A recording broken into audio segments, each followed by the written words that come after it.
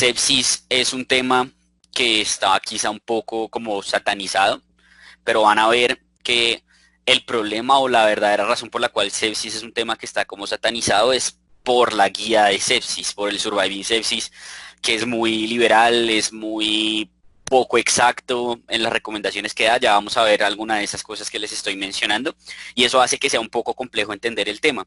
Pero la idea es que, digamos, en esta tutoría vamos a tratar de organizar ese tema, espero lo mejor, de la mejor forma posible que yo encontré y que pues ojalá así sea para ustedes, para que digamos quede como claro los pasos, porque van a ver que la sepsis es un asunto de ir por pasos. Pido tal, pienso tal, diagnostico, tiene tal cosa, hago esto y qué es lo que hay que hacer y listo. O sea, van a ver que es muy, muy secuencial y no es tan problemático como uno lo suele ver cuando se lee por primera vez la guía del surviving. ¿Listo?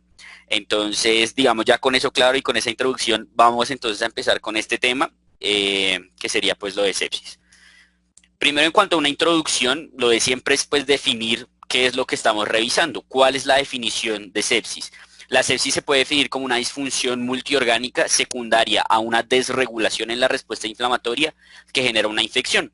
Es decir, cuando yo tengo, digamos, un proceso infeccioso en mi cuerpo, ya vamos a hablar de eso en la fisiopatología, hay unos factores proinflamatorios y otros antiinflamatorios que lo que hacen es hacer una regulación para que el proceso inflamatorio se dé solo en el sitio donde está ubicada la infección. Si es una infección de vías urinarias, en la vía urinaria. Si es una infección de piel y tejidos blandos, en esa zona de la piel. Cuando esa, digamos, delimitación que hay de esa respuesta inflamatoria local se sale y genera una respuesta inflamatoria sistémica y después esa respuesta inflamatoria sistémica genera una disfunción multiorgánica, es que vamos a estar hablando de sepsis, por lo menos según el último consenso que hay de definición. Y ese es el problema ahorita que hay cuando uno estudia sepsis. Sepsis ha tenido cambios en la definición, ha tenido diversos cambios en lo que sería el manejo, la monitorización del manejo, etcétera y demás, y hay posiciones opuestas a nivel internacional. Vamos a ver que el surviving sepsis, que es el que más nos hablan y el que más se utiliza, pues por lo menos acá en Colombia, por lo menos en lo que es la cardio, en lo que es MEDER y demás, tiene muchas críticas de la ITSA, de la Sociedad Europea y quizá ellos incluso no recomiendan utilizar el surviving sepsis, aunque ambos se basan en la misma evidencia para determinar cómo van a manejar la sepsis, ¿listo? Entonces, digamos que esos son como los problemas que uno tiene cuando se enfrenta a leer y a estudiar este tema. En cuanto a la epidemiología, digamos que debido a esos cambios de definiciones que han habido, etcétera y demás, no es muy claro establecer una verdadera prevalencia, incidencia y demás, pero se cree que más o menos la incidencia anual puede ser de 437 casos por cada 100.000 habitantes. Actualmente tenemos un aumento en la incidencia, en primer lugar porque hay un mayor diagnóstico, cada vez hay una mayor conciencia y la gente tiene un concepto más claro de lo que es la sepsis, cuándo buscarla, etcétera y demás, y eso genera que haya una mayor cantidad de personas diagnosticadas. Lo segundo es que hay una mayor expectativa de vida, especialmente en los pacientes inmunosuprimidos. Tenemos ahora los pacientes con VIH que tienen un pronóstico de vida igual a las demás personas si tienen una carga viral indetectable. Los pacientes que se enfrentan a una neoplasia ahora, digamos, tienen diversos esquemas quimioterapéuticos que les prolongan la vida, pero a su vez los inmunosuprimen y generan que sean más susceptibles a infecciones severas y así sucesivamente. Y por último, un incremento preocupante de lo que ya hemos hablado, digamos, en las tutorías pasadas, en lo que es la resistencia antimicrobiana. Cada vez tenemos unos patógenos más agresivos, más patogénicos, que son más mórbidos, por así decirlo, generan una respuesta inflamatoria más severa, etcétera y demás, y son más difíciles de tratar, y eso lleva a que muchas veces los pacientes entren en un proceso de estos, que sería pues la sepsis. Actualmente, digamos, lo que hay es que los gram positivos tienen como la dominancia, por así decirlo, en cuanto a los patógenos que desarrollan o que generan sepsis en los pacientes. Es decir, si uno encuentra un paciente séptico, es más probable que esté infectado por una bacteria gram positiva que por una bacteria gram negativa, sin decir o sin que esto signifique que la sepsis también se puede dar por cualquier otro microorganismo. Uno puede tener sepsis por hongos y uno puede tener sepsis por virus, ¿listo? Pero en la gran mayoría de los casos es de etiología bacteriana, principalmente por gram positivos. En el 50% de los casos no se logra aislar un patógeno. Ya entrando a lo que sería como la fisiopatología, ¿por qué se da esta desregulación y por qué se genera ese daño multiorgánico secundario a esa desregulación? Esto es lo que les estaba mencionando al inicio cuando hablamos de la definición. Cuando nos enfrentamos a un proceso inflamatorio, cuando yo estoy teniendo una infección, tengo unos factores proinflamatorios, citoquinas, etcétera y demás, y unos factores antiinflamatorios donde también tenemos citoquinas e interleuquinas antiinflamatorias, linfocitos T reguladores, etcétera y demás. que hacen un equilibrio, precisamente buscando eso que mencionábamos, ir a mantener una respuesta inflamatoria local para combatir la infección. ¿Qué es lo que pasa? Cuando se da esa desregulación, empieza a haber una sobreproducción o se da en algunos casos por una sobreproducción de endotoxinas. Es decir, aquellos patógenos que son capaces de producir toxinas tienen una mayor susceptibilidad a generar sepsis que los patógenos que no lo hacen. Entonces, si ustedes recuerdan, por ejemplo, había estafilos que generaban endotoxinas, estreptos que generaban endotoxinas, el Clostridium también tiene sus tipos de toxinas, etcétera y demás.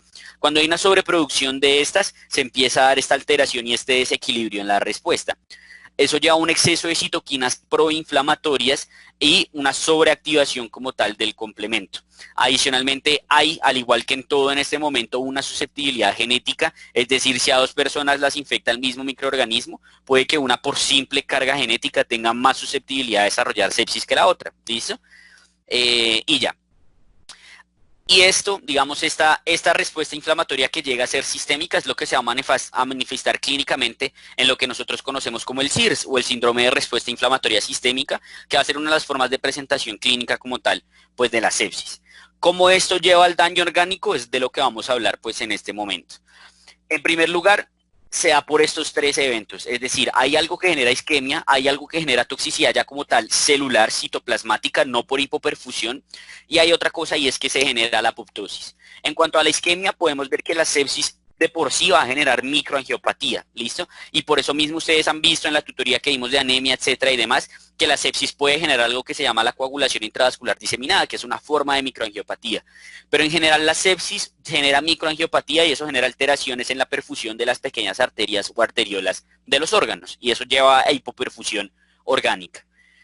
Además, hay una disfunción endotelial y una alteración como tal en la deformabilidad de los eritrocitos. La alteración en la deformabilidad de los eritrocitos va a hacer que estos no puedan pasar y eso va a predisponer a que los eritrocitos, por así decirlo, se tranquen en estos pequeños vasos, se acumulan ahí y esto puede generar microtrombosis a nivel de los órganos. Esta disfunción endotelial tiene que ver con muchas cosas, listo. Se ha visto una sobreproducción de óxido nítrico, es decir, un aumento en lo que sería la actividad de la óxido nítrico sintasa. Eso lleva a una sobreproducción de óxido nítrico y por eso los vasos se dilatan. Y ustedes saben que, digamos, o hemos mencionado que cuando uno tiene una sepsis y esa sepsis genera una hipoperfusión, un estado de hipoperfusión generalizado, es decir, un shock, el shock séptico es de tipo distributivo. Porque el problema es que está vasodilatado todo y es precisamente por esta misma disfunción endotelial, que no solo está generando un montón de óxido nítrico y vasodilatando, sino que también tiene una falta de respuesta a la regulación que tendría el cuerpo con las catecolaminas. Es decir, por todo lado se empieza a hipoperfundir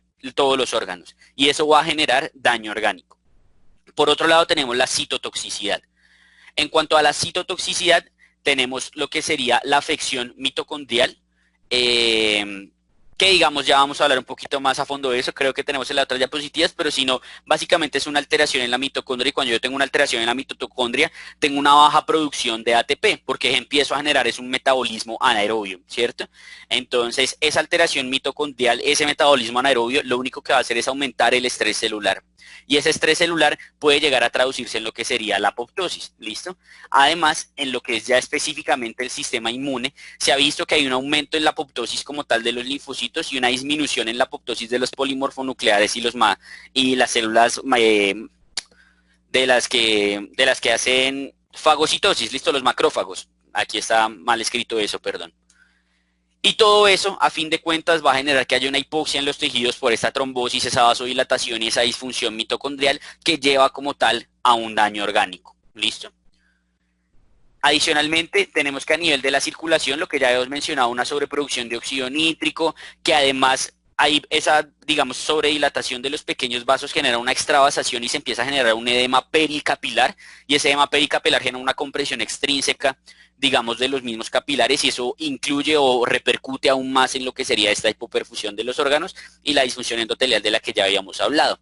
A nivel gastrointestinal, se ha demostrado o se ha evidenciado que hay una alteración como tal en la permeabilidad de los de la barrera como tal gastrointestinal. Ustedes saben que digamos uno tiene esa barrera gastrointestinal, uno tiene un montón de bacterias en el tracto gastrointestinal que es la microbiota y esa microbiota está quietica, se tiene tranquila porque uno tiene una barrera inmune gastrointestinal dado tanto por el sistema como tal linfoide con todo lo de las placas de Peyer, etcétera y demás, y con los neutrófilos, ¿listo?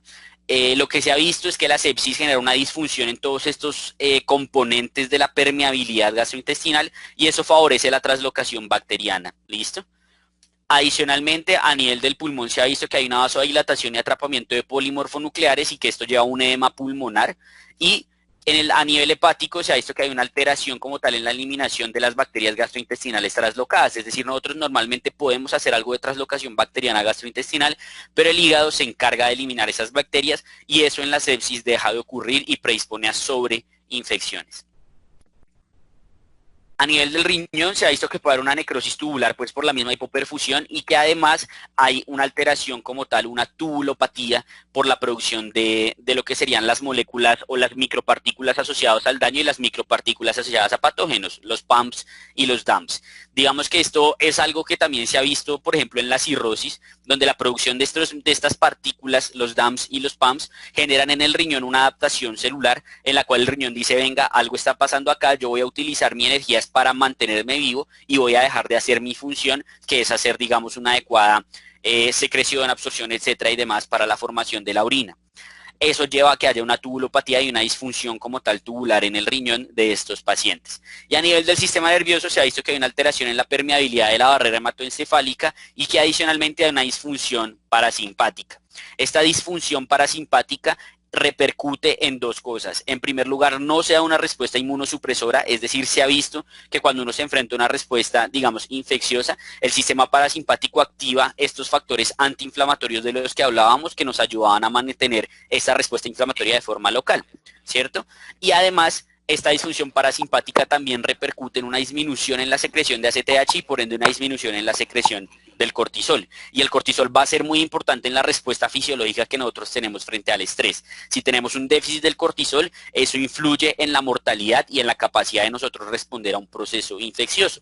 Y por eso vamos a ver que, por ejemplo, cuando uno ya tiene un shock séptico refractario o cosas por el estilo, la terapia con corticoides es algo que hay que considerar porque esos pacientes muy probablemente tengan una disfunción adrenal relativa y es precisamente por esto, porque no están sacando cortisol y el poco que tenían quizás ya lo sacaron y se lo consumieron con la respuesta inflamatoria que ha habido a lo largo, digamos, del proceso infeccioso. Y este es un resumen que nos hace este artículo del New England, que es muy bueno, sobre la sepsis, en el cual podemos encontrar todas estas cosas de las cuales estábamos hablando.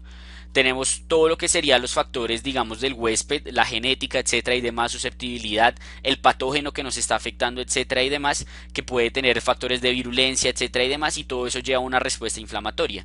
En esa respuesta inflamatoria tenemos cosas proinflamatorias, que es esta liberación de leucocitos, sobreactivación del complemento, que eso lleva a una activación como tal de la coagulación que hace esa microangiopatía de la cual estábamos hablando, y vean acá la producción de estos DAMPs de los cuales hablábamos, las moléculas asociadas a daño, los patrones moleculares asociados a daño, que eso también va a repercutir en la función del riñón. Por este lado tenemos los efectos antiinflamatorios, en donde tenemos lo que mencionábamos como tal de la acetilcolina y la alteración del sistema parasimpático que deja de ocurrir y por ende no hay ese factor inmunosupresor que nosotros necesitábamos. Adicionalmente, una alteración como tal en lo que sería toda la respuesta de las células inmunes, etcétera y demás, que esto va a estar disfuncional en el proceso como tal de la sepsis, ¿listo? Y adicionalmente esto se ha visto que puede llegar a repercutir incluso en generar un estado de inmunosupresión relativa en los pacientes sépticos, lo que favorece aún más los procesos infecciosos, porque no solo es que todo está desregulado en cuanto a que todo está a la alta en el proceso inflamatorio, sino que también se ha visto que ese proceso inflamatorio está mal hecho o se da de una forma inadecuada, y entonces eso hace que haya un estado de inmunosupresión relativa, porque además de que estoy respondiendo a la loca, no lo estoy haciendo bien. ¿Listo? Entonces eso hace que los patógenos más fácilmente puedan generar esta infección sistémica que pues se puede dar en la sepsis. Y esto sería todas las alteraciones que llevan al daño orgánico y a la hipoperfusión que ya habíamos hablado. La disfunción endotelial que lleva a una vasodilatación, etcétera y demás. La alteración en la deformabilidad de los glóbulos rojos que lleva a la formación de microtrombosis. Además de la misma activación de la cascada de la coagulación por todo el proceso proinflamatorio que está ocurriendo. La alteración como tal, o aquí dice pues digamos el edema intersticial y edema pericapilar que empieza a ocurrir, que además constriñe los vasos más pequeños y los capilares. Entonces además de que están vasodilatadas mis arteriolas, lo poquito que está llegando no pasa porque esté en una compresión extrínseca por edema. Ahí, digamos, la alteración mitocondrial, que sería esa citotoxicidad de la cual estábamos hablando, todo eso llevando a una hipoxia e hipoperfusión del tejido y finalmente a un daño orgánico, que es lo que finalmente pues es la sepsis, como habíamos mencionado ahorita, que se definía como un daño multiorgánico secundario a esta desregulación en la respuesta inflamatoria. Y eso sería todo en cuanto a la fisiopatología. ¿Hay alguien que tenga alguna duda con lo que hemos hablado hasta el momento? Listo. Pasando entonces a la etiología o en cuáles son esas infecciones que más pueden llegar a generar sepsis, tenemos en primero acá y la que no se nos puede olvidar, la sepsis de origen pulmonar. La neumonía que lleva un proceso séptico, digamos que es lo más común que uno debe pensar. Los de séptimo que están acá han visto que digamos en varias de las tutorías de lo que tiene que ver con infecto, hemos hablado de pacientes que tienen, digamos, una infección tipo neumonía y que además llegan sépticos. Y es muy común, ¿listo? Cuando uno le llega una sepsis, lo primero que uno tiene que sospechar es la parte de la etiología pulmonar, porque vean que está hasta el 50% de los casos. Posteriormente tenemos la etiología abdominal y pélvica, entonces ruptura de víscera hueca, peritonitis bacteriana espontánea, etcétera y demás. Posteriormente tenemos las bacteremias primarias y después tenemos lo que sería la urosepsis o la sepsis que se desarrolla secundaria a una infección como tal del sistema genitourinario, una infección de vías urinarias. Entonces vamos a pasar ahora sí a esto de la definición que habíamos mencionado. Entonces yo les dije que había habido un cambio en la definición, ¿cierto? Y que ahora la definición es esa que hablamos de daño multiorgánico y demás. Esa definición que existe se estableció en este consenso que es el sepsis 3 y ese consenso digamos que fue el que cambió un poco eso porque anteriormente la sepsis se entendía como una infección bacteriana sospechada o conocida asociada a respuesta inflamatoria sistémica. ¿Listo? ¿Cuál es el problema? Que si uno coge y dice que alguien con SIRS más una infección sospechada tiene sepsis, habría una gran cantidad de pacientes que uno mal diagnostica como si tuvieran sepsis. Entonces ahí siempre se habla del ejemplo clásico que es la pancreatitis. La pancreatitis genera un síndrome de respuesta inflamatoria sistémica. Muchas patologías quirúrgicas generan un síndrome de respuesta inflamatoria sistémica, es decir, el paciente está taquicárdico, puede tener leucocitosis, puede estar febril, etcétera y demás, ¿cierto? Entonces, como que con esto hicieron este consenso y dijeron como no, pues tenemos que hacer algo un poco más acucioso de, digamos, estrechar un poquito más esta definición y definir quiénes realmente tienen un proceso séptico, porque como vamos a ver ahorita, definir que alguien tiene sepsis implica un armamento terapéutico que yo tengo que empezar a ponerle a ese paciente. ¿Listo? Entonces, por eso salió este consenso. Dijeron la SIRS no es igual a tener infección, hay muchas cosas que generan SIRS. Entonces, por eso sale esta nueva definición de sepsis 3, que es la definición de la cual ya hablamos ahorita. Entonces hay una cosa con el SIRS, pues digamos lo que siempre tenemos que conocer y les dejo esto porque muchas veces uno se olvida y es cuáles son los criterios para definir que alguien tiene SIRS o que alguien tiene un síndrome de respuesta inflamatoria sistémica. Es dos o más de los siguientes. Fiebre o hipotermia, definidos como temperatura mayor a 38 o menor a 36, perdón. Taquicardia, que en este caso está definido como una temperatura mayor, una frecuencia cardíaca mayor a 90 latidos por minuto. Taquipnea, definido como una frecuencia respiratoria mayor de 20 o hipocapnia, que sería secundario precisamente a que el paciente está hiperventilando, que sería una PaCO2 menor a 32. Recordemos que acá en Bogotá, como es 30 más o menos 2, hablaríamos de una hipocapnia por debajo de 28, ¿cierto? Células inflamatorias o pues leucocitos por encima de 12.000 o menores de 4.000, es decir, tanto leucocitosis como leucopenia, o que haya más de 10% de bandas inmaduras. Recuerden que si yo tengo un gran porcentaje de células inmaduras del sistema inmunológico, quiere decir que la médula está respondiendo a una inflamación y lo está haciendo sacando formas inmaduras, que eso lo habíamos hablado en la tutoría de paraclínicos básicos, lo que era la desviación a la izquierda, etcétera y demás. Entonces por eso digamos que se incluye ese criterio ahí. Con dos o más de alguno de estos, hablaríamos entonces de que un paciente tiene un síndrome de respuesta inflamatoria sistémica, que como ya dijimos y como nos aclaró el sepsis 3, no es igual a tener un proceso infeccioso, es igual a tener a proceso inflamatorio, pero inflamación no solo da por infección. Ahora, ¿cómo vamos a definir entonces daño orgánico? Si el sepsis 3 dijo listo, ya no vamos a utilizar el SIRS en la definición de sepsis, sino que vamos a hablar de daño orgánico. ¿Cómo definió el sepsis 3 ese daño orgánico? Lo definió con esto, que es el SOFA. ¿listo? El score de sepsis, por así decirlo. El SOFA lo que hace es valorar distintos, precisamente, sistemas o órganos, perdón, y ver si hay alguna disfunción en estos, y a cada disfunción o a cada grado de disfunción le dio un puntaje de 0 a 4. Y lo que nos dice el SOFA es que uno debe tener o digamos lo que define el sepsis como daño orgánico según el SOFA es cuando uno tiene un cambio muy importante, esta palabra agudo, que es igual o mayor a 2. ¿Por qué hago tanto énfasis o por qué les digo que es tan importante esa palabra agudo? Porque si yo tengo un paciente que me llega con una infección y asociado a esa infección él mantiene, digamos, una enfermedad renal crónica, pues yo no me voy a poner a mirarle la creatinina que me dice acá el SOFA, porque esa creatinina puede estar fácilmente en 14 y pues bueno, él está en diálisis, ¿sí? O sea, no sabemos si ese cambio es agudo, etcétera y demás. Entonces, en el paciente, digamos, renal, no valoraríamos la creatinina. En el paciente pocoso, no valoraríamos la PAFI. Y así sucesivamente, el paciente que tiene un diagnóstico de trombocitopenia inmune, no le vamos a valorar las plaquetas, ¿listo? Entonces, es un cambio agudo. Eso quiere decir que tiene que ser un cambio que ha ocurrido en las últimas 48 horas y que no es secundario a una patología crónica que tenga el paciente, y conforme a las comorbilidades, uno ajusta qué va a calcular del SOFA. ¿Listo? ¿Qué mira el SOFA entonces, o cuáles son esas cosas que va a ver el SOFA? Son, digamos, 6. Yo me los suelo aprender desde arriba para abajo. Primero arriba la cabeza, ¿cierto? Y la forma en la cual vamos a valorar la cabeza es con el Glasgow. Y aquí está Glasgow de 15, de 3 a 14, etcétera y demás. Después sigo bajando en el pecho, digamos, tenemos lo que sería el corazón y lo que serían los pulmones. A nivel del corazón o a nivel cardiovascular, lo que va a valorar el SOFA es cómo está la presión arterial media y si estamos utilizando o no soporte vasopresor y cuántos vasopresores estamos utilizando, que es lo que está acá. A nivel de los pulmones, lo que vamos a valorar es la PAFI, es decir, unos gases arteriales. Y con la PAFI vamos a determinar cómo está nuestro paciente, ¿cierto? Y eso sería como de arriba para abajo, ¿cierto? Ya vamos 3. Seguimos, digamos, como a la barriga. Y en la barriga tenemos el hígado y tenemos el riñón. ¿Qué va a valorar en el hígado? En el hígado vamos a valorar la bilirrubina, ¿cierto? Como está acá en este score del SOFA. Y a nivel renal lo que vamos a valorar es o la creatinina o el gasto urinario.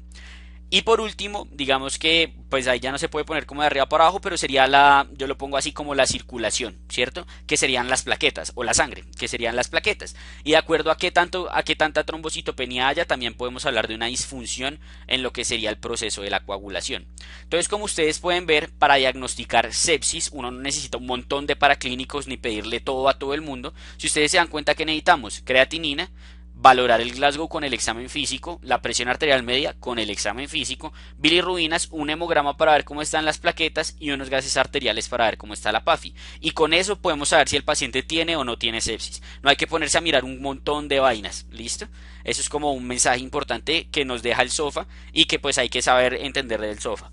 Si se tienen que saber, digamos, no sé, para los de séptimo para su parcial, se tienen que saber cuánto, digamos, de plaquetas necesito para un SOFA de 2, de 3, no, eso nadie se aprende eso, no conozco a nadie que se sepa esto, listo, uno saca MedCalc, saca QX Calculate y lo calcula, y listo. ¿Qué sí tiene que saber uno? ¿Qué le va a pedir? Que es lo que yo les acabo de aclarar. Entonces tengo que saber qué le voy a pedir al paciente que le sospecho sepsis y también qué no le voy a pedir según estas comorbilidades, por eso que hablamos de que era un cambio agudo, ¿listo? Y con eso, digamos, determinaríamos si el paciente tiene o no tiene el daño orgánico y según eso cumple o no cumple la definición del sepsis 3. Otras definiciones que tenemos que hablar, aparte de la sepsis que ya hemos mencionado, es el shock séptico, ¿cierto? El shock séptico, el sepsis 3 también estableció una definición muy clara que es la siguiente. Dice, es un paciente que tiene, diagnóstico de sepsis y asociado a eso tiene una presión arterial media menor a 65 pese a fluidoterapia, es decir, ya se le hizo la reanimación hídrica, que es uno de los componentes del manejo que vamos a ver ahorita, y el man sigue hipotenso. O más bien, ahí es un I, el paciente tiene un lactato mayor de 2. Debe cumplir con esos 3 criterios para yo decir que el paciente está en shock séptico. ¿Listo?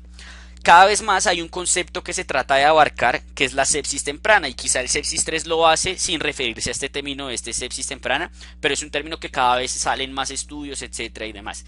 ¿Qué es esta sepsis temprana? Es tratar de identificar al paciente antes de que me haya hecho esto. ¿Listo? Una disfunción orgánica o antes de que yo necesite los resultados de todos esos paraclínicos para definir si hay una disfunción orgánica o no. Entonces esa sepsis temprana lo que es como con qué podemos tamizar o tratar de hacer una aproximación para definir qué paciente muy probablemente puede tener sepsis. Para esa sepsis temprana, lo que se inventó el sepsis 3 y lo que ha salido y lo que tiene más, lo que en ese momento, perdón, tenía más evidencia era esto, que es el famoso Quick SOFA o Q-SOFA. El Quick SOFA lo que nos dice básicamente es, si el paciente tiene taquipnea definido como una frecuencia respiratoria mayor de 22, o tiene alteración en el estado de la conciencia, o tiene hipotensión definido como una sistólica menor de 100, debe tener 2 de 3, listo, o sea, debe tener 2 puntos del Quick SOFA.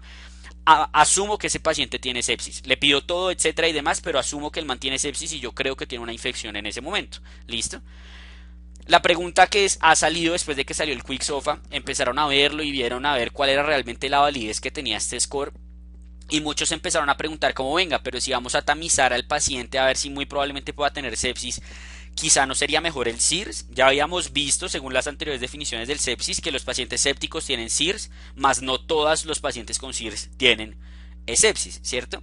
Y lo que se han visto es que quizá el Quick SOFA es algo que no está tan presente o no sería como tan sensible para los pacientes con sepsis. Entonces han hecho varios estudios de comparación y lo que han encontrado básicamente es esto, la comparación entre el Quick SOFA y entre el SIRS.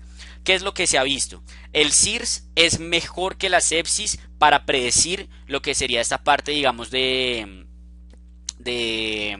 definir o de diagnosticar sepsis, que es el forest plot que tenemos aquí abajo. Entonces la sensibilidad es mucho más alta la del SIRS que la del Quick SOFA, y quizá no quiere decir que descartemos el Quick SOFA, sino que no deberíamos olvidarnos del SIRS como lo propone el sepsis 3, sino que deberíamos utilizar las dos cosas, utilizar las herramientas que tenemos, ver si el paciente tiene SIRS o tiene Quick SOFA, o si tiene las dos, pues incluso con mayor razón sospechar que haya la posibilidad de que tenga sepsis. Pero no es como que el SIRS lo hayamos tirado a la basura o haya que tirarlo a la basura, es lo que nos habla, digamos, este metaanálisis que se hizo con este montón de estudios. Vean que todos son muy recientes, 2017, comparando precisamente el SIRS del Quick SOFA. Pero cuando comparan el Quick SOFA con el SIRS, se dieron cuenta que el Quick SOFA sí es mejor que el SIRS en algo, y es en definir la mortalidad. ¿Listo? En definir si el paciente tiene mortalidad, y esto aplica principalmente para el paciente que está en UCI. ¿Listo? Y ya, eso sería como la diferenciación que habría entre los dos. No quiere decir que haya que utilizar el uno o el otro, sino que utilicemos los dos y apoyémonos como tal en los dos. ¿Listo? Eso sería todo para entender cómo lo que serían las definiciones, etcétera, y demás de lo que es la sepsis, que es el shock séptico, etcétera, y demás. Vamos a hablar ahora sí de cómo nos va a llegar entonces el paciente séptico. El paciente séptico nos va a llegar básicamente con dos cosas: las cosas relacionadas con la respuesta infecciosa, y si ya está hipoperfundido, las cosas relacionadas con esa hipoperfusión o con ese shock. Con la respuesta infecciosa, básicamente, ¿con qué nos va a llegar? Con SIRS, ¿cierto? En cuanto al shock, nos va a llegar con piel moteada, llenado capilar prolongado, oliguria, ilio. Y algo importante es que aquí les puse, sobre todo el ilio, es muy importante saber que si alguien tiene ilio por hipoperfusión es porque ya está en un estado bien maluco de hipoperfusión, y ese ilio puede ser por una isquemia mesentérica. ¿Listo? Entonces hay varios hallazgos que uno puede tener o que son sugestivos como tal de hipoperfusión. Esto lo van a tener todos los pacientes. ¿En qué me va a variar? En conforme a cuál sea la etiología. Si es una sepsis de origen pulmonar, pues va a tener tos, va a tener expectoración purulenta, dificultad respiratoria, etc. Si es una infección de vías urinarias, el man va a llegar con, o bueno, la señora va a llegar con todo el síndrome miccional, de pronto una puñopercusión positiva, etcétera, etcétera. Entonces con eso, digamos que uno puede empezar a decir, listo, el man muy probablemente tiene esta infección y además está haciendo una sepsis secundaria a esa infección. Si yo considero que es así, entonces el abordaje de mi paciente, pues al igual que todo en urgencias, es obviamente ver su estabilidad, si hay que intubarlo, etcétera, además si hay que ponerle líquidos, bla, y pedirle los paraclínicos. Obviamente aquí ya está, pues espero que ya esté entendido que hay que hacerle el Quick SOFA y valorar el SIRS, pero muy importante hacerle el Quick SOFA. Y según si el Quick SOFA me salió positivo y yo creo que puede tener sepsis, le pido todo para ver si el paciente tiene o no criterios de sepsis según lo que ya sería el score del SOFA, ¿cierto? Para eso le pido el hemograma, el perfil hepático, el dímero D, gasometría y pues que viene el lactato, y aquí me faltó, perdón, la creatinina que habíamos mencionado, ¿cierto? Y hay esta duda de si tengo que pedir procalcitonina o no. La procalcitonina será útil, no será útil. Ya habíamos hablado quizá un poco de esto en neumonía, ¿cierto? Y ya habíamos dicho que la procalcitonina lo que nos ha demostrado es que no sirve de nada para definir si una etiología de inflamación es bacteriana o es viral, pero nos podría servir para definir si a un paciente hay que iniciarle antibiótico o si se le puede quitar el antibiótico, ¿cierto? Entonces quizá la procalcitonina serviría para eso. Ahorita, sobre todo, actualmente hay un componente bastante importante con esto que ha salido del COVID. Digamos, en una charla que teníamos con cómo han manejado el COVID en Cleveland, nos mencionaban precisamente eso, que el paciente que llegaba, como hay una alta sospecha de sobreinfección, a los pacientes que llegan con infección pulmonar, por así decirlo, les montan manejo, digamos, antibiótico por si además del COVID puede ser una bacteria, porque hay altas tasas de coinfección bacteriana con virus. Pero le toman una procalcitonina y si la procalcitonina está negativa, pues se le puede quitar el manejo antibiótico porque no tendría indicación, porque ya hemos visto que la procalcitonina sí tiene evidencia para esto. ¿Qué es importante tener en cuenta y que deben tener en cuenta de la procalcitonina? Estos estudios que se han hecho de procalcitonina en sepsis son en sepsis de origen pulmonar. El rendimiento de la procalcitonina en infección de vías urinarias, en infección gastrointestinal, sería dudoso. ¿Listo? Sería dudoso, habría que tener cuidado con su uso. Y le vamos a pedir imágenes al paciente pues conforme a sospecha. Si tiene una neumonía le pido su radiografía de tórax, si lo necesito le pido su TAC, si es algo gastrointestinal le pido su TAC abdominal con doble contraste y así sucesivamente. A todos los pacientes que nosotros decimos que tiene sepsis o pues por lo menos se lo sospechamos de entrada y es muy obvio, hay que pedirle hemocultivos, ¿listo? La pregunta es ¿cuántos hemocultivos les vamos a pedir? Se sabe y está clarísimo que un solo hemocultivo no sirve de nada y uno nunca va a pedir en su vida un solo hemocultivo. Cuando uno pide un set de hemocultivos, mínimo pide dos, un aerobio y un anaerobio. Pero lo que se ha visto es que con 3 aumenta el rendimiento diagnóstico y con 3, siendo 2 aerobios y 1 anaerobio, quizás sea la mejor posibilidad que tengamos nosotros de diagnosticar si el paciente tiene o no una bacteria en la sangre. Y aquí vemos cómo es el rendimiento si le toman 1, 2, 3 o 4 hemocultivos a esos pacientes según los patógenos. Entonces vean cómo el estafilo pasa de 93 a 100%, los estafilos coagulasa negativo como el epidermidis pasan de 64 a 100%, o sea es alta la diferencia, incluso de 2 a 3 también es de 15% la diferencia, ¿cierto? Es bastante importante. Entonces lo ideal es que sea un set de hemocultivos de 3, como hemos dicho, con 2 aerobios y 1 anaerobio. ¿Qué otros cultivos se podrían llegar a solicitar para los pacientes para buscarle la etiología, etcétera y demás? Pues ver si, dependiendo de la etiología, entonces si es de origen gastrointestinal, ver si vale la pena pedirle un coprocultivo, si es de origen pulmonar, ver si vale la pena pedirle un cultivo de esputo, si es de orina, entonces un urocultivo y así sucesivamente. Vamos a entrar ahora sí en el manejo, es decir, ya nos llegó nuestro paciente, yo sospeché que el señor podía tener, digamos, sepsis, ¿cierto? Le hice quick sofa, le hice SIRS, dije bueno, de pronto sí puede tener sepsis, le pido los paraclínicos, pues veo la estabilidad, etcétera y demás, y veo con el SOFA si tiene la disfunción multiorgánica con el SOFA mayor de 2. Si tiene sepsis, ¿listo? Le pedí los hemocultivos, los dos de, pues digamos, 2 anaerobios, 1 anaerobio, y estoy esperando a eso para ver cuál podría ser la posible etiología. Mientras tanto, hay que ponerle un manejo a ese paciente para que no se nos maluquee más. El manejo de la sepsis tiene 3 pilares que son estos 3. Primero, resucitación hídrica en menos de 3 horas. Segundo, antibiótico-terapia temprana, definida como menos de 1 hora desde que el paciente se presenta al hospital. Y tercero, control de la fuente si es posible en menos de 6 horas. Y estos van a ser los 3 pilares y las 3 cosas que uno no se le puede olvidar cuando se enfrenta a un paciente con sepsis que hay que hacer. ¿Listo? Vamos a empezar con cada una de ellas o vamos a ver qué es lo que hay de componente dentro de cada una de ellas. Aquí hay algo de lo cual vamos a hablar antes que yo les quiero dejar o les quiero poner como a disposición y es que la ITSA, como ya habíamos mencionado, la ITSA y las sociedades europeas no les gusta el surviving. Incluso vean este artículo que saca la ITSA, un statement en el cual dicen por qué nosotros no apoyamos la guía del surviving sepsis. Y hay varias cosas que hay que tener en cuenta. Critica lo que son los bundles, la falta de ser concretas como tal las recomendaciones, porque quienes tengan la oportunidad de leerse el surviving o los que ya lo hayan hecho, saben que el surviving le dice a uno, póngale un antibiótico de amplio espectro, pero no dicen cuál. No dicen según si usted sospecha una IBU que le pone, según si usted echa una infección abdominal que le pone, le dicen amplio espectro. ¿Qué es amplio espectro? ¿Le curo anaerobios? ¿No le curo anaerobios? Solo gram positivos y gram negativos, ¿qué hago? ¿Listo? Entonces el surviving no aclara eso. El surviving le dice a usted, ponga albúmina si le ha puesto muchos líquidos a su paciente y uno es como, ¿y qué es muchos líquidos? No dicen, no lo aclaran en ningún lado. Y hay un montón de recomendaciones del surviving que son así, y por eso el ITSA es como, oiga, es que ustedes le dicen mándele antibióticos a todo el mundo, pero no dan una pauta de qué antibiótico deberíamos utilizar. Y entonces, ¿qué? Todo el mundo va a estar utilizando unos antibióticos, unas bombas de antibióticos, cuando realmente quizá no son necesarios. Es un man con una infección de vías urinarias que de pronto podría manejarse solo con ampicilva, ¿cierto? Máximo con piptazo, no habría por qué poner carbapenémico más vancomicina, etcétera y demás, si yo lo que sospecho es una infección de vías urinarias. ¿Para qué le voy a poner una vancomicina a una infección de vías urinarias, cierto? Entonces esas son como varias críticas que le hace la ITSA en esa parte de que falta de concretar las recomendaciones. Y lo otro que le critica muchísimo la ITSA es los bundles, ¿cierto? Si bien está claro, está súper establecido y todas las guías son claras en que entre más temprano hagamos las cosas el paciente se muere menos, quizá por ese entre más temprano hagamos las cosas se está poniendo líquidos, se le está poniendo antibiótico a gente que quizá no lo necesita. Es decir, gente que llega con CIRSO con Quicksofa positivo y ya una le clavan antibiótico de amplio espectro y le ponen un bolo de líquidos. Cuando es como, oiga, espere, pensemos bien, individualicemos a los pacientes y definamos quién realmente necesita eso o no. Porque la gente por eso de los bundles y por estar cumpliendo antibiótico en 1 hora, líquidos todos en 3 horas, etcétera y demás, puede estar incluso haciendo más daño que beneficio en los pacientes que no son sépticos. ¿Listo?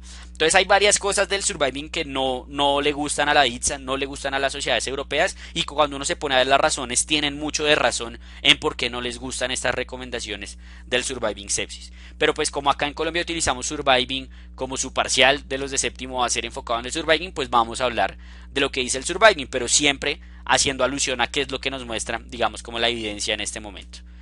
Vamos a empezar con el primer componente de los 3 que dijimos de manejo, que es la reanimación hídrica en 3 horas.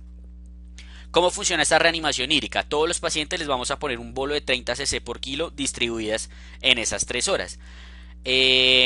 ¿Cómo voy a hacer eso? No es que yo calcule todo y le voy a dejar todo ahí funcionando porque qué tal yo lleve 1 hora y el man ya esté súper hipotenso, casi que muerto y yo le he puesto un vasopresor. No, ¿listo? ¿Qué es lo que voy a hacer yo? Le voy a ir poniendo bolos de 500. Bolos son bolos a toda. Le pongo bolos de 500 cc, miro la respuesta. Me mejoró la presión arterial, va mejor, etcétera, además, y voy viendo. ¿Listo? Si digamos el señor no me está respondiendo, ahí ya vamos a ver cómo vamos a monitorizar esas cosas ahorita que hablemos de monitorización de terapia. Pero el punto es que no es que a la loca le vamos a clavar 30 cc por kilo y ya, no. Ya vamos a hablar de eso, vamos a ver a qué pacientes realmente le sirve ponerle más líquidos o yo digo como no venga, más líquidos de pronto solo lo encharco, le hago un edema pulmonar y ya no le va a mejorar la tensión. Quizá lo mejor sería ya empezar a ponerle un soporte vasopresor. Está especialmente indicado en los pacientes hipotensos y con lactato mayor a 4, listo, pero idealmente a todo paciente séptico hay que administrarle bastantes líquidos. ¿Qué líquidos les vamos a administrar? Ustedes saben que los líquidos endovenosos se dividen en cristaloides y en coloides. Está clarísimo que los coloides no sirven de nada. No quiere decir que sean malos, quiere decir que no son mejores que los cristaloides. ¿Qué es lo que pasaba? La gente decía, no, los cristaloides como teóricamente el 30% se queda en el vaso y el 70% se extravasa, mientras que los coloides la relación es al revés, 70% se queda en el vaso y 30% se extravasa. Pues dejémosle los coloides, se va a quedar más tiempo el líquido dentro de la sangre y pues lo voy a tener más tiempo o a lograr un efecto terapéutico más prolongado. Eso no se logra demostrar en ningún estudio a pesar de que fisiopatológicamente se crea que sea así, y los coloides son más caros que los cristaloides. Entonces no le vamos a poner coloides a nadie, por lo menos de entrada. Vamos a poner cristaloides. Ya dentro de los cristaloides, ustedes saben que tenemos varios. Tenemos la solución salina y lo que son los nuevos cristaloides balanceados, que nuevos quizá ya no tienen tanto, donde está el lactato de Ringer, y otros sí un poco más nuevos como el plasma light y cosas por el estilo. ¿Cuál hay que poner? Digamos que cada vez hay un poco más de evidencia en que sería un poco mejor el lactato que la solución salina, pero hasta el momento no tenemos una recomendación clara de una guía internacional que nos diga ponga lactato sobre solución salina. Pero sí está un poquito claro que quizá digamos las soluciones cloradas, como es la solución salina, no sería bueno, sobre todo si el paciente tiene falla renal aguda, porque eso es un aumento en la retroalimentación tubuloglomerular y genera un mayor daño renal. Entonces el punto es que nos dice la guía, ponga cristaloides. Si tuvieran lactato o solución, ¿qué les diría yo? Mejor ponga el lactato, porque parece ser y la evidencia va a que los cristaloides balanceados, es decir, lactato de Ringer es mejor que la solución salina.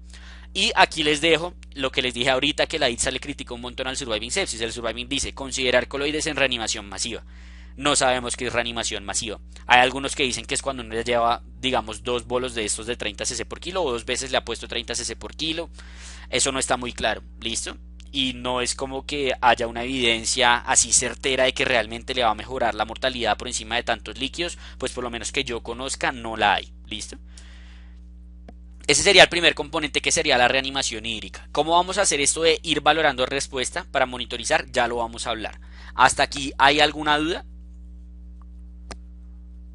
Listo. Vamos a continuar entonces con la parte de, ya no de reanimación hídrica, sino de lo que sería la antibiótico-terapia temprana. En cuanto a la antibiótico-terapia temprana, hay tres reglas de oro que tenemos que tener en cuenta. Primero, tenemos que utilizar un antibiótico de amplio espectro, teniendo en claro que amplio espectro se define como un antibiótico que cura gram negativos y gram positivos. No que hay que ponerle carbapenémico a todo el mundo. No, no, no, no, no. Listo, hay varias cosas que curen gram positivos y gram negativos, y sepsis no es igual a carbapenémico. Y muy importante, dirigido al foco, lo que estábamos hablando ahorita, vancomicina para una infección de vías urinarias, pues ¿para qué? Si es una infección de vías urinarias, ahí no hay un aureus o un estrepto o algo por el estilo, ¿cierto? Que de pronto sea un enterococo, bueno, podría ser, pero no sería lo más común. Valorar epidemiología y resistencia, o sea, cuál es mi epidemiología local, qué tanta tasa de MRSA tengo yo, debo cubrir o no debo cubrir MRSA, etcétera y demás. Y farmacología apropiada. ¿Con qué me refiero a farmacología apropiada? Si yo sospecho que es pulmón y le quiero cubrir MRSA, pues no le voy a poner daptomicina, ¿cierto? Porque la daptomicina no sirve en el pulmón.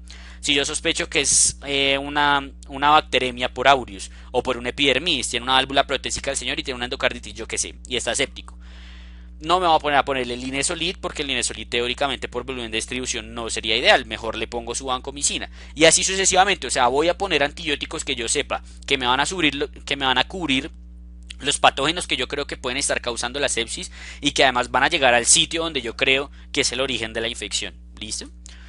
Si es obligatorio combinar medicamentos, no. ¿Listo? La respuesta es que necesariamente no.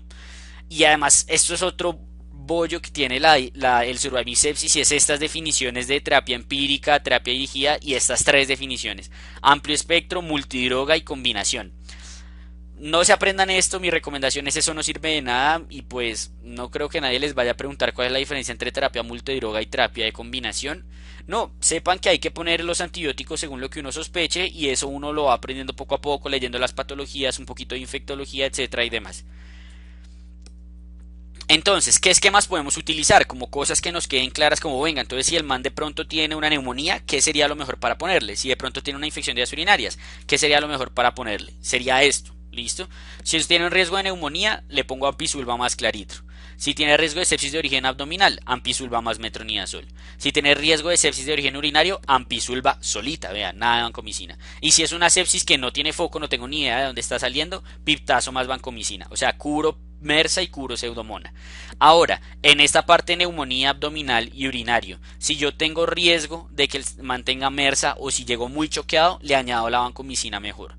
Y si tiene riesgo de pseudomonas, no le pongo ampicilva, sino que le voy a poner piptazo o cefepime, lo que quieran, pero algo que me cubra pseudomonas. ¿Listo?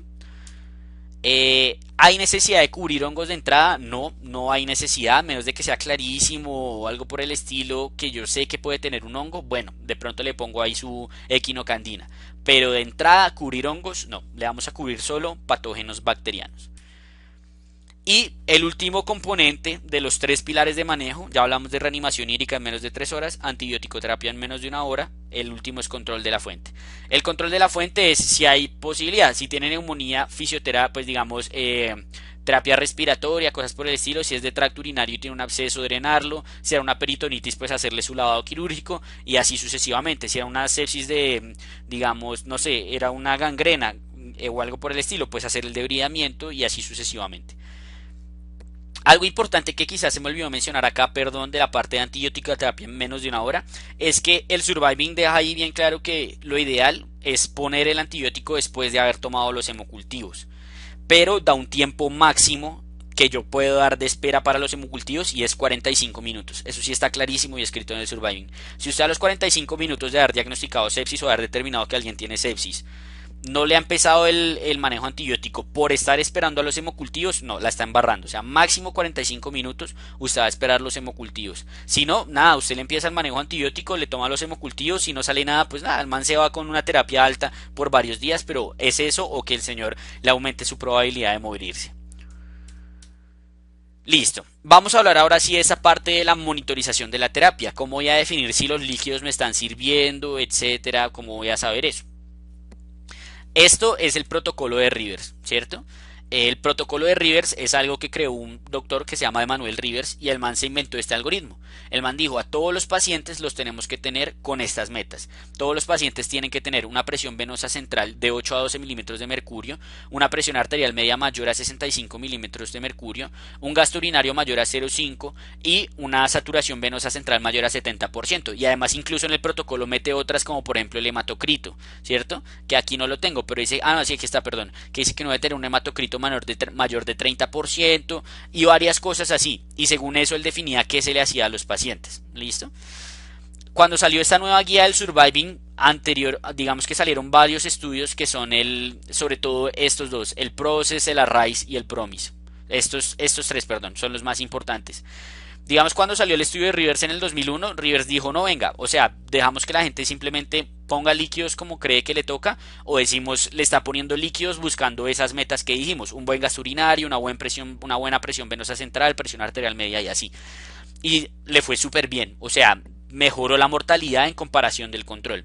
Después, en el 2014 y en el 2015 salen estos tres estudios, el PROCESS, el ARISE y el PROMIS, y dicen, no vea, nosotros cogimos y comparamos a alguien que hacía terapia guiada por metas, terapia temprana guiada por metas, que es el protocolo Rivers, y gente que no lo hacía y vea, dio lo mismo. ¿Qué es lo que pasa?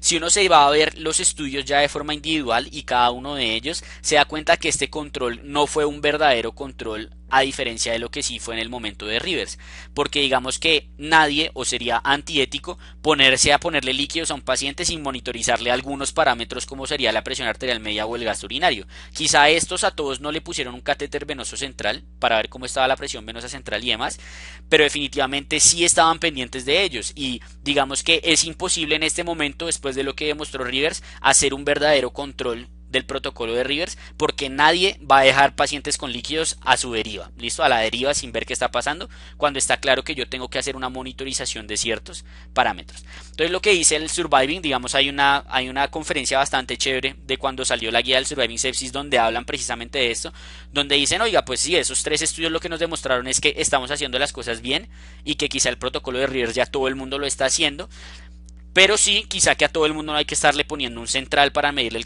la presión venosa central, etcétera y demás. Pero sí a todos deberíamos estarle haciendo una terapia guiada por metas. O sea, debemos tener una meta establecida para definir si yo estoy haciendo las cosas bien o no, ¿cierto? Entonces no es realmente comparable en este momento o no es posible en este momento yo comparar protocolo de Rivers versus control porque nadie lo va a hacer. No va a haber un verdadero control. Entonces no quiere decir que el protocolo de Rivers no sirva de nada, no, sí hay que utilizarlo, pero hay que ver qué cosas podrían haber adicionales al Rivers que sí me puedan impactar en mortalidad y quizá esto es de lo que más tenemos evidencia actualmente en sepsis o lo más nuevo que hay en sepsis y es la gran cantidad de parámetros que han tratado de sacar precisamente para esta monitorización de la terapia y estas metas para definir si el paciente lo estoy manejando bien o no. ¿Qué es eso de la monitorización? ¿Cierto?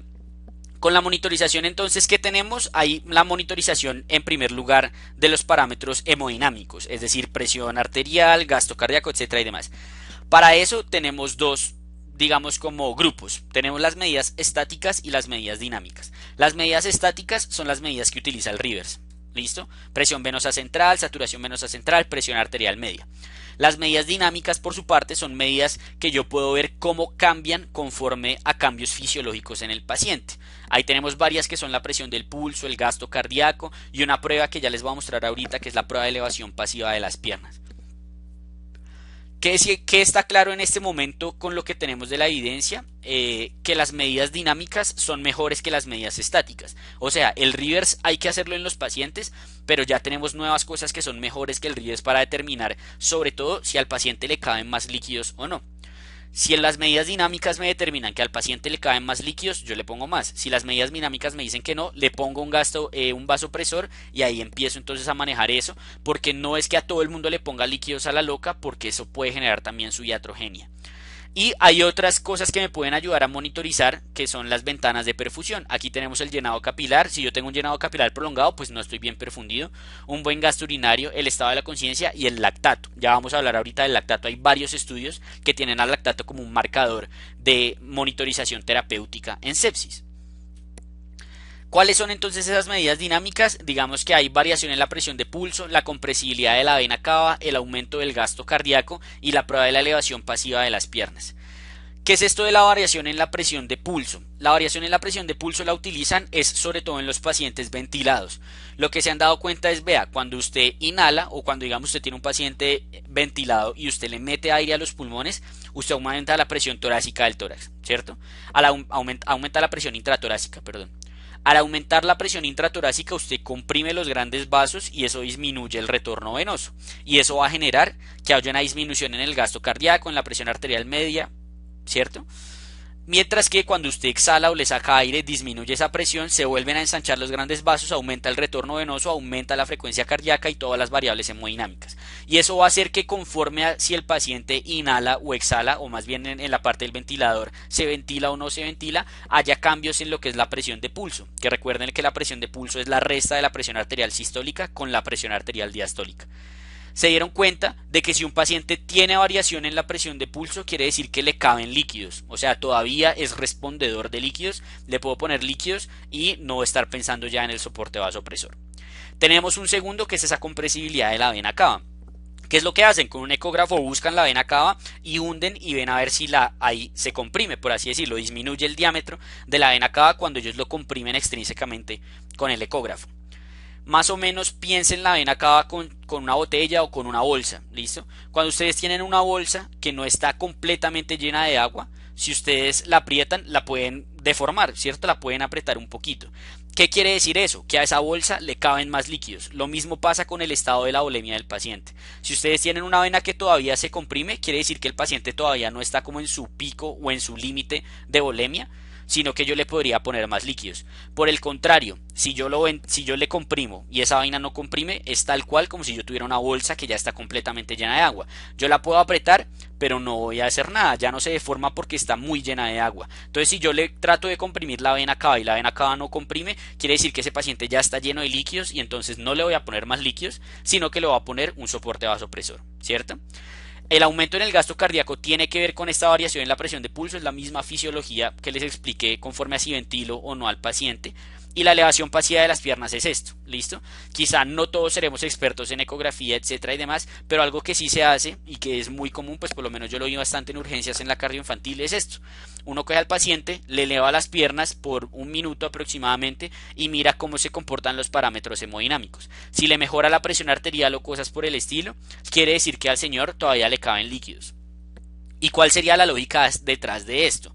Básicamente lo mismo de si el paciente, la bolsa, básicamente el mismo concepto de la bolsa, si la bolsa ya está llena o no está llena de agua, ¿cierto? Si el paciente no está lleno de líquidos, quiere decir que cuando yo hago esto, por gravedad aumento el retorno venoso y si yo aumento el retorno venoso, le mejora la presión arterial, ¿cierto? Y le mejora la funcionalidad del corazón.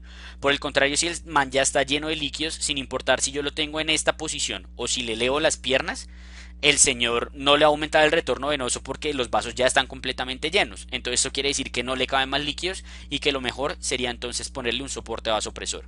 Entonces ustedes van a ver, y esta es otra crítica muy grande que se le hace al surviving, que el surviving dice, se prefieren las medidas dinámicas a las estáticas. Pero no dicen qué medidas dinámicas, no hablan de nada, etcétera. Entonces, esto está más es en un artículo del JAMA súper bonito de cuáles son las verdaderas medidas dinámicas que tienen evidencia en este momento y son estas que yo les estoy mostrando acá, para que lo tengan en cuenta, ¿listo? O sea, actualmente el paciente que yo le estoy haciendo resucitación hídrica, no solo en sepsis, sino en general en resucitación hídrica, las medidas dinámicas son más importantes que las estáticas, sin que eso quiera decir que hay que desechar las estáticas, lo que dijimos, a todos les vamos a hacer reverse en la medida de lo posible, pero vamos a ver qué cosas le podemos meter adicionales que me puedan mejorar la mortalidad o el pronóstico de mi paciente. Esto es lo del lactato, este fue digamos, con base a diversos estudios, lo que tenemos ahorita como de monitorización con lactato, y es esto: ustedes le toman, digamos, los gases arteriales a su paciente, ven que el man está con hiperlactatemia, tiene un shock séptico, le empiezan reanimación hídrica y a las 2 horas ustedes le miran el lactato. Si el lactato bajó más de 10%, quiere decir que va bien, o sea, continúe la resucitación o cosas por el estilo. Si el lactato no le bajó más de 10%, quiere decir que no está bien lo que está haciendo, es decir, que le falta. Entonces ahí usted valora, bueno, ¿qué hago? ¿Le pongo más líquidos o ya tengo que ponerle un soporte vasopresor? Y pues ahí ve cómo va monitorizando a su paciente, pero el lactato sirve un montón para esto de la monitorización. Y adicionalmente tenemos esto, y es que si ustedes no tienen gases, si ustedes no saben utilizar ecografía, vean nada más que este estudio que se llama el Andrómeda, en el cual participaron algunos doctores de la Fundación Cardioinfantil. En el Andrómeda lo que hicieron fue comparar precisamente este esquema de lactato, de la depuración de lactato del 10%, con ver si el paciente tenía buen llenado capilar o no. Literalmente solo hicieron eso. A todos los pacientes que le estaban poniendo líquidos vasopresores les miraban el llenado capilar. Si tenían un llenado capilar prolongado, decían que iba mal y veían que le ajustaban. Si el llenado capilar estaba bien, decían el paciente va bien y lo tenemos bien perfundido, y les fue exactamente igual al lactato que a la perfusión distal. O sea, no hubo una diferencia estadísticamente significativa entre estos dos. Entonces vean que hay muchas cosas de las cuales nos podemos fundamentar para monitorizar al paciente que le estamos poniendo líquidos, especialmente al paciente séptico que le estamos poniendo líquidos, soporte vasopresor, etcétera y demás. No solo para definir si estamos haciendo bien las cosas, sino también para definir si, bueno, si le tengo que poner algo más es más líquidos, o si ya tengo que empezar a pensar en un soporte vasopresor. ¿Listo? Según esa monitorización, entonces yo voy a determinar si mi paciente está siendo refractario o no a las medidas que yo estoy instaurando. En cuanto a la refractariedad, yo lo que tengo que valorar es, bueno, si me está sirviendo o no el antibiótico que le estoy poniendo, veo si le aumento el espectro, cosas por el estilo, y una muy importante es veo cómo le puedo mejorar la perfusión. Para eso tenemos que recordar esta fórmula que es acá, digamos, la tiene puesta el doctor Cortés en su clase de sepsis, y es esto: la perfusión tisular es igual a la entrega tisular de oxígeno más la tensión arterial media. La tensión arterial media depende del gasto cardíaco y de la resistencia vascular periférica, y estas dos dependen de esto, del cronotropismo, de la contractilidad, de la precarga y del tono arteriolar. Mientras que, digamos, la entrega tisular de oxígeno, además del gasto cardíaco, depende del transportador y de la presión de oxígeno, ¿cierto? Entonces, ¿cómo podría yo monitorizar o mejorar cada una de estas cosas, aparte de los líquidos que ya le puse? El transportador, digamos que sería definiendo cómo está la hemoglobina de mi paciente y si yo puedo o no ponerle, digamos, transfundir a mi paciente. Eso dependería de la hemoglobina, de eso vamos a hablar ahorita como medidas adicionales. La presión de oxígeno, digamos que sería ver cómo está la oxigenación de mi paciente, si requiere intubación, si requiere Venturi, etc. Y esta parte del gasto cardíaco y la resistencia vascular periférica es la que yo estoy modificando con los líquidos y la cual yo voy a modificar con los vasoactivos, ¿cierto? Que aquí está lo que estábamos hablando. Listo, no me acordaba que tenía esta diapositiva. Entonces, estos vasoactivos, vamos a ver que los vasoactivos se pueden dividir conforme a cuál es su efecto que tienen a nivel de la contractilidad, a nivel de la frecuencia cardíaca y a nivel de la constricción arterial. Entonces podemos ver que la dobutamina aumenta la contractilidad y, por ejemplo, no constriñe, sino que dilata las arteriolas, o sea, es un inodilatador. Mientras que, por ejemplo, la norepinefrina, o lo que sería, digamos, la epinefrina, tiene un efecto, sobre todo la norepinefrina, un efecto principalmente en los vasos más que en el corazón, mientras que la epinefrina tiene un efecto más cardíaco que vascular. La dopamina es como muy equitativa y la butamina sí es un inodilatador, clarísimo, ¿cierto? Teniendo en cuenta esto y entendiendo la fisiopatología del shock séptico, que habíamos dicho que era un shock distributivo por esta disfunción endotelial, vasodilatación, etcétera y demás, podemos entender por qué el vasoactivo de elección o de primera línea en sepsis es la noradrenalina, porque es la que más me actúa a nivel de la parte de la constricción arterial. Entonces, en la sepsis yo primero voy a vasoconstreñir y después me preocupo si de pronto el paciente tiene una cardiomiopatía séptica o algo por el estilo, que eso ya es otro tema aparte del cual no vamos a hablar ahorita. Entonces, si yo defino, listo, tengo un paciente que le diagnostiqué la sepsis, le hice los 3 pilares del manejo y le puse los líquidos. Le puse un bolo de 500 cc, le puse un segundo bolo de 500 cc, no me está mejorando, miro cómo están las medidas estáticas, cómo está la presión arterial media, etcétera, además, cómo está su lactato. Bueno, vamos a monitorizarlo entonces. ¿Qué más puedo hacer? Miro medidas dinámicas, veo si le puedo hacer elevación pasiva de las piernas, valoro perfusión distal, veo lactato y digo no, este man no va para ningún lado y según medidas dinámicas ya no es respondedor a líquidos, le tengo que iniciar soporte vasoactivo.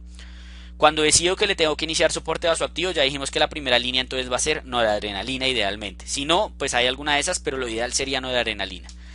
Si la noradrenalina no me sirve, o sea, lo sigo monitorizando y nada, con noradrenalina no levanta la presión arterial media, no mejora lactato, paso a segunda línea. Y la segunda línea va a ser la vasopresina. Si con la vasopresina no funciona, entonces aquí yo empiezo a pensar en una tercera línea y aquí ya empiezo a ver cómo está mi paciente. Yo digo, bueno, mi paciente yo creo que sigue vasodilatado o el problema es que de pronto ya le está fallando el corazón por la sepsis. Vimos que la sepsis generaba toxicidad en los órganos y eso incluye al corazón. Entonces ahí yo valoro, le pongo algo más que actúe en los vasos o quizá ya le pongo algo que me actúe en el corazón. Usualmente el orden que uno suele ver es noradrenalina, después le suman la vasopresina y después le suman la dobutamina.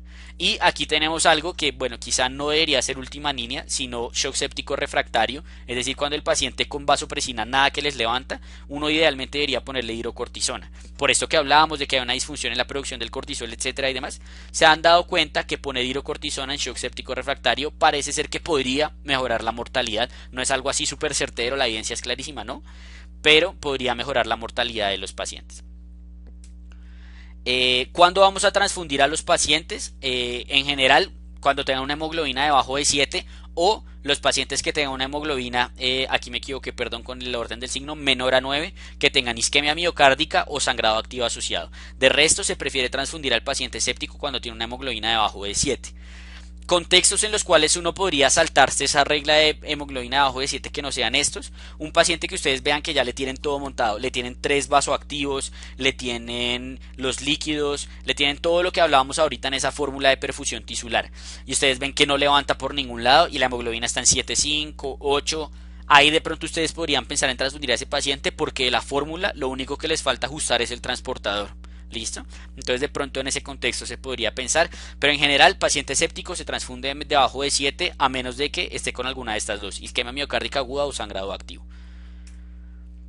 ¿Cuál va a ser el pronóstico de estos pacientes? La mortalidad es del 10% en el paciente séptico. De hecho, algo que se ha establecido con los estudios del QuickSOFA es que si usted tiene un QuickSOFA mayor de 2, ya es suficiente para usted tener un 10% de mortalidad. O sea, pacientes con QuickSOFA mayores de 2 tienen 10% de riesgo de morirse en esa hospitalización. Y si el paciente ya cumple con definición de shock séptico, o sea, está hipotenso a pesar de líquidos y tiene un lactato mayor de 2, tiene un 40% de probabilidades de morirse en esa hospitalización. O sea, es casi que tirar una moneda.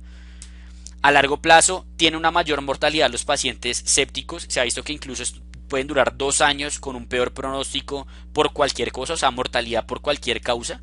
Y en general el pronóstico de los pacientes va a depender de muchas cosas. Uno, el huésped. Es diferente yo tener sepsis en un paciente VIH a en un paciente no VIH, en un paciente que está en una quimioterapia que tiene una ablación como tal de la médula ósea y está neutropénico a un paciente normal, ¿cierto?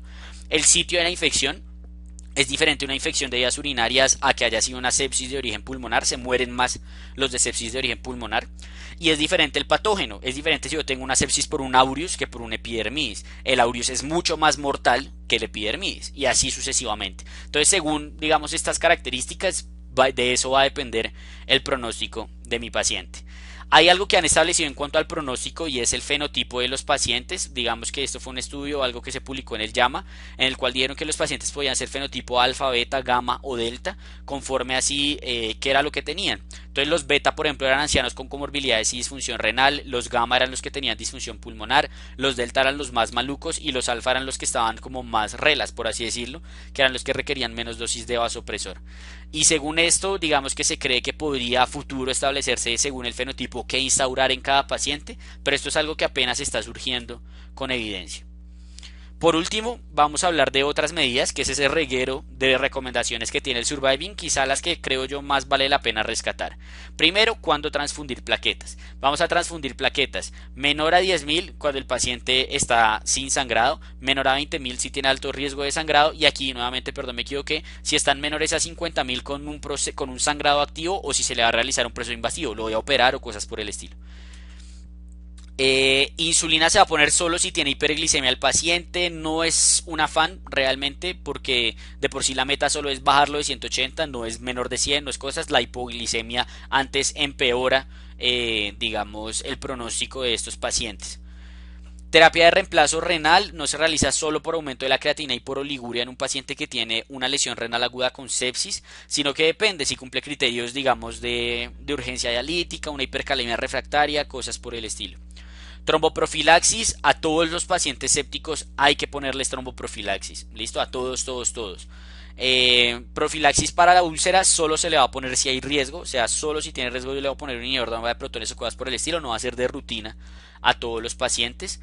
Nutrición, lo importante es hacerla de forma enteral lo más pronto que sea posible, tratar de no hacer parenteral porque eso aumenta el riesgo de infecciones, les empeora la mortalidad y todo a esos pacientes. Y el bicarbonato se podría llegar a considerar en los pacientes que tengan una acidosis así ya muy severa, especialmente cuando tienen una lesión renal aguda, pero la evidencia de esto realmente es pobre. ¿Listo? Y este esquemita que tiene el sepsis 3 es el resumen de todo lo que hemos hablado. ¿Listo? Entonces vamos a hacer ese resumen. Nos llega el paciente que sospechamos que tiene una infección, ¿cierto? Puede ser una infección pulmonar, ha estado con tos, bla, bla, bla, o doctor, ha estado con síntomas urinarios, puede ser una infección pulmonar o una infección urinaria. Ustedes entran, lo valoran, le miran el Quick SOFA, según el sepsis 3, ya sabemos que el SIRS también nos sirve e incluso es más sensible. Entonces le miran el Quick SOFA y el SIRS. Ustedes dicen, este man puede tener sepsis, ¿cierto? Tiene un Quick SOFA mayor de 2, entonces este man puede tener sepsis. Si no, yo digo, bueno, ¿será que sigo pensando que tiene sepsis o no? Si no, veo que otra cosa tiene, le empiezo el antibiótico para su infección, pero ya, digamos que no está séptico. Le pido todos los paraclínicos para el SOFA. Entonces ya dijimos lo que valoraba el SOFA. Entonces le hacemos un Glasgow para ver cómo está el cerebro. Le hacemos unos gases arteriales para ver cómo está la PAFI. Miramos cómo está la presión arterial media. Miramos cómo está la creatinina. Le pedimos unas bilirrubinas para ver cómo está el hígado. Y un hemograma para ver cómo están las plaquetas. Y definimos si el paciente tiene un SOFA mayor o no de 2. Siempre aquí recordando lo que les dije. Cambios agudos. Si era un dialítico, no le pido la creatinina. Si era un epocoso, no le pido los gases arteriales. Tiene SOFA mayor de 2. Listo, tiene sepsis. Como tiene sepsis, entonces voy a hacer el manejo, ¿cierto? El manejo son esos 3 pilares que nosotros definimos. Entonces, primer pilar, resucitación hídrica, le vamos a poner 30 cc por kilo en 3 horas en bolos de 500, siempre valorando respuesta. Entonces le empiezo a poner los líquidos, ¿cierto? Mientras le empiezo a poner los líquidos, yo digo, bueno, voy a ver el paciente cómo me está respondiendo y ahí estamos hablando de monitorización de la terapia. Miro cómo está su presión arterial media, miro cómo está su llenado capilar, veo el lactato inicial, el lactato a las 2 horas sí depuró más del 10%, y miro si puedo las medidas dinámicas, o sea, si tiene variación en presión de pulso, si la elevación pasiva de las piernas me puede mejorar, digamos, las variables hemodinámicas, y según eso yo digo, bueno, si le caben más líquidos o no le caben más líquidos, y el paciente definitivamente está hipotenso a pesar de los líquidos, tiene un shock séptico, ¿cierto? Que ya dijimos, es una presión arterial media menor a 65 a pesar de líquidos, o que el paciente requiera vasopresores para tener esa presión por encima de 65 y asociado a eso debe tener un lactato mayor de 2, ¿cierto? Entonces el paciente está en un shock séptico, lo va a montar vasoactivos. Primera línea de vasoactivos, noradrenalina. No me funcionó, vasopresina. No me funcionó, hidrocortisona y busco qué más le voy a poner, otro vasoactivo o dobutamina. Y ese sería el primer pilar del manejo. Segundo pilar del manejo, antibiótico-terapia en menos de 1 hora. Antes de eso, idealmente lo debo haber hemocultivado, 2 cultivos aerobios, 1 anaerobio. ¿Qué antibiótico le va a poner? Depende de qué sospeche. Neumonía, ampicilva macrólido. IBU, ampicilva. Barriga, ampicilva metronidazol. Si tiene riesgo de MRSA o está choqueado, póngale vancomicina. Si tiene riesgo de pseudomona, cúrale pseudomona. Y el que les dejé ahí de último es súper importante. El paciente que tiene sepsis de foco no conocido, le cubro MRSA y le cubro pseudomona. O sea, vancopiptazo o vancocefepime se va a ese paciente de entrada. ¿Listo? Y con eso, digamos que ya le empiezo el antibiótico en menos de 1 hora, idealmente con hemocultivos previos. Y por último, control de la fuente, si se puede o no. Y conforme a eso, voy sacando a mi paciente de la sepsis. Y eso sería todo, entonces, en cuanto a esta tutoría. ¿Hay alguien que tenga alguna duda de lo que sea que hayamos hablado, alguna duda adicional? En el caso de un paciente altamente comórbido en el que solo puedo valorar 1 o 2, ¿se prefiere calcularlo con esos criterios únicamente o a partir de valores normales de paciente y a partir de ellos calcular el cambio? Digamos, no entiendo muy bien a qué se refiere con altamente comórbido. Muy probablemente si usted tiene un paciente muy anciano, ¿sí o no? Que es epocoso y tiene diálisis, digamos que usted estaba de malas, pues eso no implica que el man tenga una alteración en el estado de la conciencia y que el man por eso también tenga falla hepática y que por eso también tenga las plaquetas. O sea, le valoraría lo otro que le pueda valorar. Digamos, pues nunca, por lo menos yo, no es que tenga mucha experiencia, pero en lo que he visto nunca me ha tocado un paciente que tenga alterados los 6 componentes del SOFA, ¿sí? Usted le valora lo que tenga y mira si cumple con los criterios para determinar si tiene 2 o no. Si definitivamente no puede tener ninguno, digamos, está en el raro contexto de que tiene las 6 cosas alteradas, lo ideal sería, pues ya ahí dependería del criterio clínico, no hay guía que se le ajuste a qué tiene que hacer y o qué no tiene que hacer. Si usted está muy claro que el man muy probablemente tiene sepsis, tiene leucos altísimos, está hipotenso, cosas por el estilo, pues nada, trátelo mejor como si fuera una sepsis, ¿listo? Creería yo, pero que yo sepa no existe una guía que le diga qué hacer en ese contexto. Andy, ¿qué más? Lo que pasa es que yo entré tarde y creo que no sé si se mencionó, pero la definición de sepsis es un sofá mayor a 2 o que tenga un aumento de 2 en su basal, ¿sí? Entonces, si es un paciente comórbido que, por ejemplo, ya venía en diálisis, pues él de entrada no va a tener un sofá que sea de cero. Entonces, yo debería tratar de saber cuál es su sofá basal y, pues, a partir del basal de él, mirar si cambió o no en 2 para ver si cumple los criterios de sepsis. Y lo otro es que en algunos escenarios de algunas enfermedades crónicas se ha planteado desarrollar un score de sofá específico para ese escenario. El ejemplo particular, pues, es el Cliff SOFA, ¿no?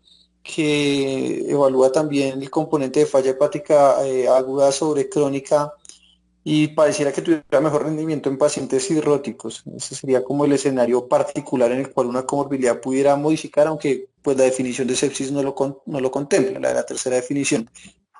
Y no sé si llegó ahí, pero, o sea, yo soy seguro que lo mencionó, pero digamos de las cosas importantes para hacer énfasis de choque séptico es que debe cumplir las dos cosas, la presión arterial y el lactato, pero muy importante siempre después de la reanimación hídrica. Si ustedes se ponen a medir lactato antes de haber reanimado hídricamente al paciente, pues van a tener muchos pacientes que van a entrar en la definición y no va a ser así. Y sí es importante mencionar que, por ejemplo, si ustedes tienen un paciente que tiene lactato alto, pero no está hipotenso o viceversa, es diferente el pronóstico en cuanto a si tiene las dos positivos. Entonces, siempre ser estrictos con esa definición porque pues es lo que mejor predice los desenlaces. Sí, digamos que siempre tener eso en cuenta, ¿no? Que el shock séptico es cuando es refractario como tal a los fluidos. No sé, ahí pues José me corregirá, el lactato serviría en el contexto de medirlo antes y después es para lo de la depuración, de lo que hablábamos de la monitorización, si baja más del 10% o no en 2 horas después de reanimación. Pero no para el diagnóstico como tal de shock séptico, ahí sería importante tener eso en cuenta. Y sí, qué pena ahí que se me pasó mencionar lo que usted dijo de si tiene basal, sí le puede calcular el cambio de dos conforme así tiene basal. Si usted no tiene idea, por ejemplo, es un renal o cosas por el estilo, está en diálisis, ahí uno no prefiere no valorar ese ítem, por así decirlo, del SOFA. ¿Cada cuánto hay que volver a hacer el SOFA? Pues yo no he escuchado como tal, no sé José, si haya que hacer un seguimiento de SOFA. Uno utiliza el SOFA para diagnosticar, pero ya lo que es la respuesta a la terapia es con todo lo que les mencioné, la monitorización de la terapia, variables estáticas, idealmente variables dinámicas, la parte clínica y pues digamos lo que podría ser de pronto la depuración del lactato. Pero como que hacer un SOFA de control, no. Yo creo que servirá un SOFA de control es en el caso de que le haya salido negativo y un paciente se le deteriore, ahí sí, para determinar si entró en sepsis cuando antes no lo estaba, pero no sé si haya indicación de hacer un sofá de control que yo sepa, no Pues sé, José. la indicación así como tal explícita no está, pero, o sea, porque la reanimación guiada por metas, que estoy seguro que hablaron mucho de eso, yo no alcancé a estar en esa parte, pues no contempla eso, pero digamos, si usted llega y le hace unos exámenes o sea, si usted tiene un paciente que está séptico y está trombocitopénico, pues no hay nadie que le diga a usted, hágale conteo de plaquetas en tanto tiempo, pero pues usted quiere saber eso para dónde va, por ejemplo, si le tiene que suspender la tromboprofilaxis o no. O por ejemplo, si el SOFA le dio positivo porque la creatinina se le elevó, pues usted quiere saber cómo va eso. Entonces, usted lo puede hacer periódicamente. Si el paciente está en UCI, ellos suelen medirle eso casi que diario o cada 48 horas.